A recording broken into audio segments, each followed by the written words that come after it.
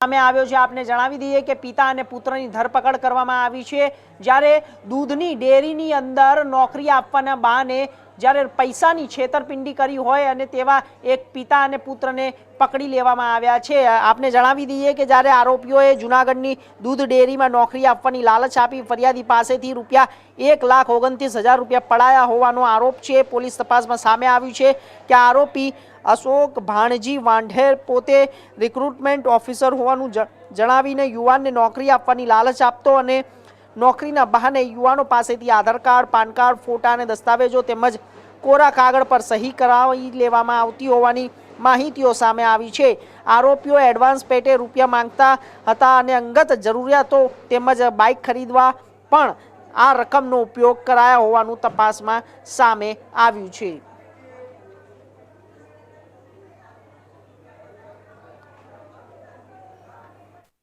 જૂનાગઢ શહેર C division police station વિસ્તારમાં આવેલ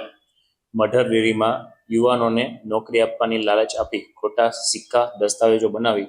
લોકો પાસેથી પૈસા પડાવીને છેતરપિંડી તથા ગુનાહિત વિશ્વાસઘાત કરતા ઈસમ અશોક ભાણજીભાઈ વાઢેર જે પોતાના પુત્ર પ્રશાંત વાઢેર સાથે મળી અને ગુનાહિત કાવતરું કરતા હોય સી ડિવિઝન પીઆઈ શ્રી ઝાના ધ્યાને આ વિગત આવેલી ફરિયાદી દેવલભાઈ પરજીયા આ હકીકત લઈ અને પોલીસ સ્ટેશન આવી જે ફરિયાદ આપેલી, જેમાં આ ફરિયાદીને આરોપી અશોક વાઢેરે જણાવેલું કે પોતાની નિમણૂક છે એ મઢર ડેરીમાં રિક્રુટમેન્ટ એજન્ટ તરીકે થયેલી હોય, એટલે રિક્રુટ કોઈને કરવાની હોય તો નોકરી આપવાની વાત કરતા ફરિયાદીએ છે વિશ્વાસમાં આવી અને આ એજન્ટ તરીકે આરોપીને ટુકડે ટુકડે ₹39,000 જેટલી રકમ આપેલી। ત્યારબાદ આરોપીએ ફરિયાદીને વિશ્વાસમાં લઈ અને પોતાના ફરિયાદીના નામે મોટરસાઇકલ પણ એક લોન કરાવેલી। વધુમાં આ જે આરોપી છે તેની એમો અલગ અલગ લોકો પાસેથી કોરા કાગળોમાં સહીઓ લઈ લેવી, આ ઉપરાંત તેના પાન કાર્ડ, આધાર કાર્ડ, બેંક એકાઉન્ટની વિગતો, કોરા ચેક આ પ્રકારની વિગતો લઈ લેવી। ફરિયાદી સાથે પણ આ તમામ એમના અગત્યના ડોક્યુમેન્ટ લઈ લીધેલા હોય।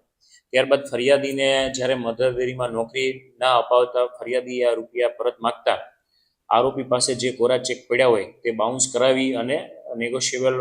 ઇન્સ્ટ્રુમેન્ટ એક્ટ મુજબ કોર્ટમાં દાવો દાખલ કરવાનો ડર બતાવી ફરિયાદીને આજ દિન સુધી છે આ રકમ પરત નહીં આપતા સી ડિવિઝન પોલીસ સ્ટેશન ખાતે છેતરપિંડી અને વિશ્વાસઘાત અને ઠગાઈ કરવાના ઈરાદે આ ઉપરાંત દસ્તાવેજો સાથે છેડછાડ કરવા અંતર્ગત અલગ અલગ 316, 317, 336, 340, 308 અને 54 મુજબ છે એ ગુનો દાખલ કરવામાં આવેલો છે।